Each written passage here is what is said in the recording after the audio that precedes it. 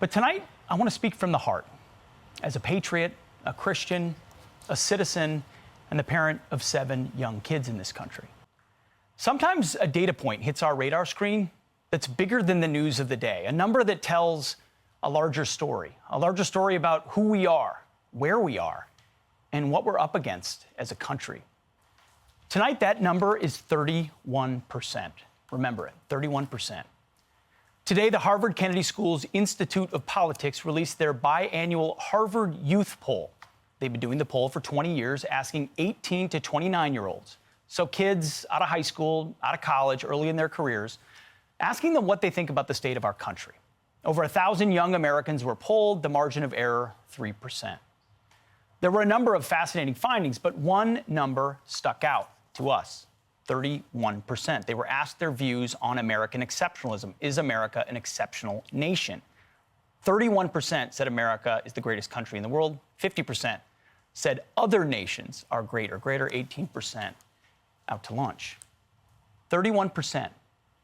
3 in 10 young people in America believe America is the greatest country in the world. Now, I, for one, am not surprised by the source. As an alumni of the Harvard Kennedy School of Government, it's an elitist institution, fully infected by leftist groupthink. It's the woke of the woke. Trust me, they're not saddened by these numbers. They're globalists. They don't want America to be seen as the best. They're not saddened, but we should be. Now, we checked this same poll in previous years and other similar polls, and the closest comparison we could find today was a 2013 Gallup poll that showed that 55% in the year of 2013 of Americans that same age were extremely proud to be an American. If you're extremely proud, you probably think America's an exceptional place. So 55% in 2013, 31% today in just a decade. And you don't have to be a historian to know that if you went back a little bit further, say to the 90s or the 80s, that number would be much higher, maybe 70, 75, 80%. Here's why it all matters. Here's why 31% matters. If you go by the old adage, the children are the future, then plain as day, this poll shows that the future hates America. Or at least they think there's nothing special about America. It's just one of many countries. Of course, I know, because I get to travel this great country and meet so many of you with Fox and Friends, that this is not the universal view. There is an echo of goodness, of patriotism, of faith in the American people, of people who truly believe and understand through history and their own experience how special this America and our experiment truly is. But if I had $1 for every parent who came up to me out on the road and said, my kid went to college as a God-fearing patriot, and they came back a Bernie socialist who questions America, I'd be a rich man.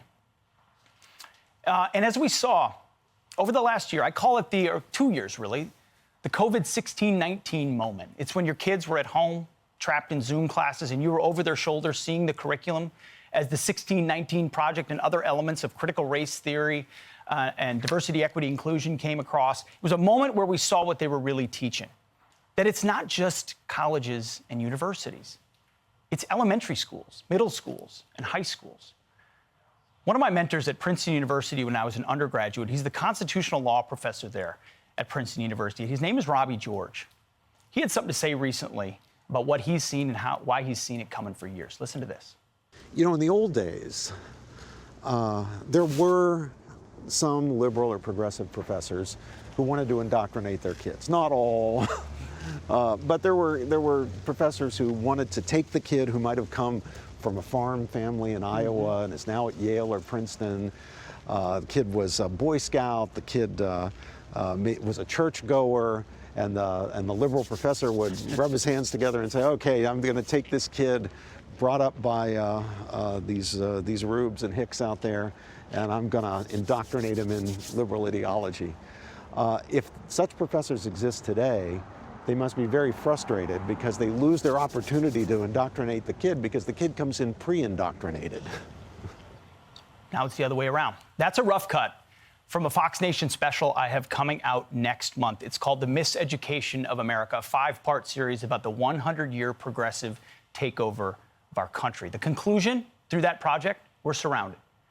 The leftists have nearly completely captured our classrooms, all of them. I went to public school in the 90s.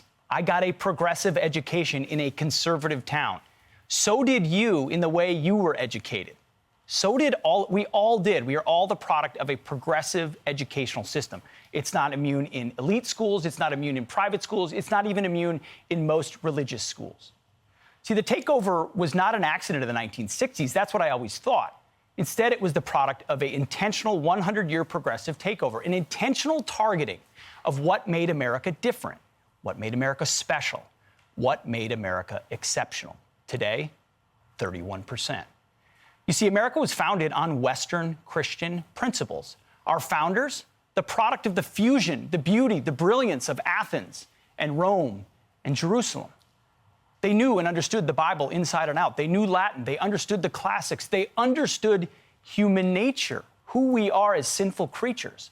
They built sinful creatures hell-bent on power and greed. They built a system, the first in human history, designed to restrain government and protect God-given rights for the individual, life, liberty, and the pursuit of happiness, if we can keep it. So while for decades, patriots and conservatives fought for good things like free markets and defeating communists and Islamists, the left focused on culture and classrooms. They specifically targeted the way we educate our young people.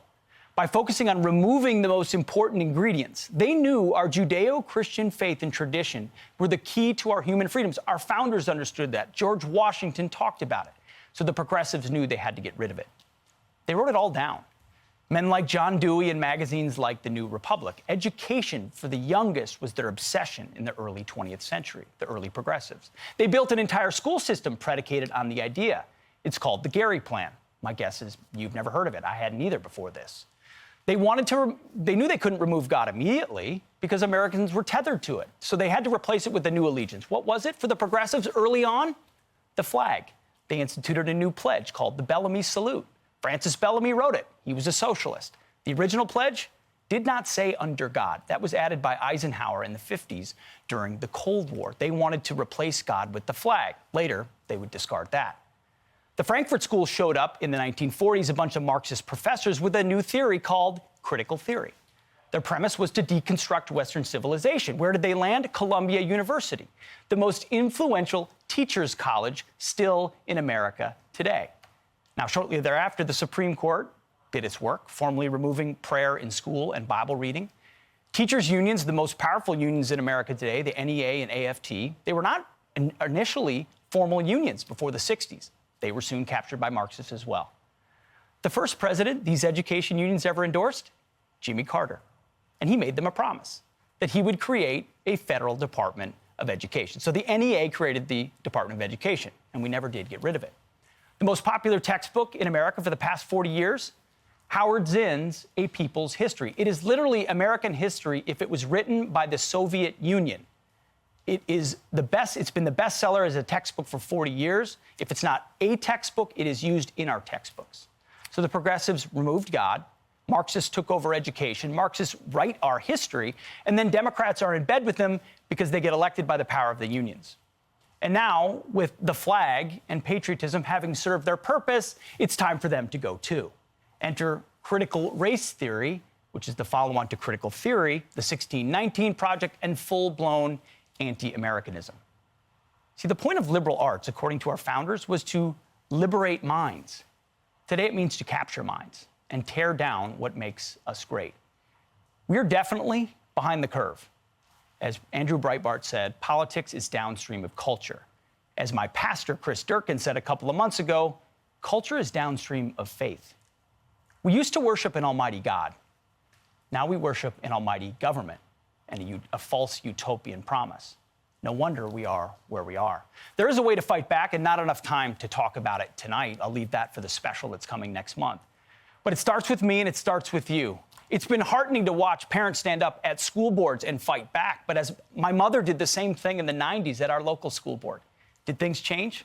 Not really. It's kind of like charging fortified machine gun nests with Nerf guns. It's not going to work. We honor the charge, but it's not changing a system that's totally fortified. It starts in our homes, our churches, and in our schools, including new schools. If you have never heard of classical Christian education, you should take a look at it. 31% of young Americans believe America is exceptional. They don't know history, they don't know the world, and it's scary. As Abraham Lincoln said, the philosophy of the schoolroom in one generation becomes the philosophy of government in the next. Can you keep a country if you're teaching young people to hate that very same country? We are about to find out. Hey, Sean Hannity here. Hey, click here to subscribe to Fox News YouTube page and catch our hottest interviews and most compelling analysis. You will not get it anywhere else.